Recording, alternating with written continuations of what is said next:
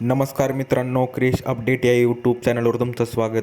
तर मित्रांनो, भंडारा जिल्ह्यातील पवनीजवळ सोने उत्खननाचा मार्ग आता मोकळा झालेला आहे आणि भंडारा जिल्ह्यात सोनं आहे असं स्पष्ट उच्च न्यायालयानं आता हिरवा कंदील दिला आहे. तर आणि उच्च न्यायालयानं परवानगी दिल्यामुळं आता ते सोनं किती निघू शकतं याविषयी आपण भंडारा जिल्ह्यातील सर्व सोन्याविषयी माहिती या व्हिडिओमध्ये पाहणार आहोत. तर माहिती पाहण्याच्या अगोदर मित्रांनो, तुम्ही जर पहिल्यांदा चॅनलवर आला असाल तर चॅनलला सबस्क्राईब करायला विसरू नका, जेणेकरून सर्व लेटेस्ट अपडेट तुम्हाला लवकरात लवकर या चॅनलवर तुम्हाला मिळून जाईल.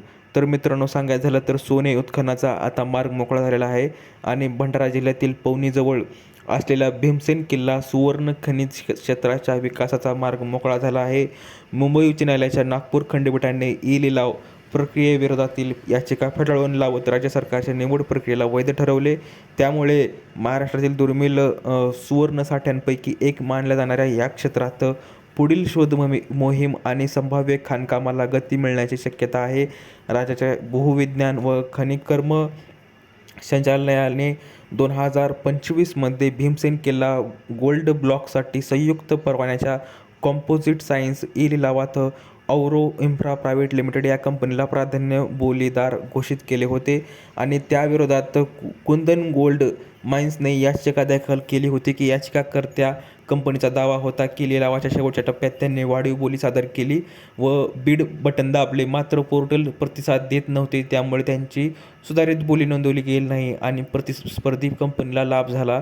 प्रकरणातील तांत्रिक वाद व लक्षात घेऊन न्यायालयाने केंद्र सरकारच्या computer emergency response team CERT या तज्ज्ञ संस्थेकडे चौकशी अहवाल मागितला आणि तपासादरम्यान पोर्टलचे लॉग, सर्व्हर माहिती आणि याचिकाकर्त्या कंपनी सादर केलेला व्हिडिओ तपासण्यात आला.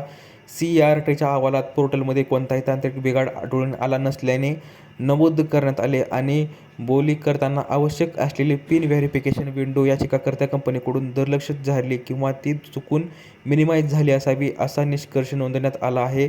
त्यामुळे प्रक्रिया प्रतीक्षा स्थितीत राहिली आणि बोली सादर होऊ शकली नाही असे अहवाल म्हटले आहे.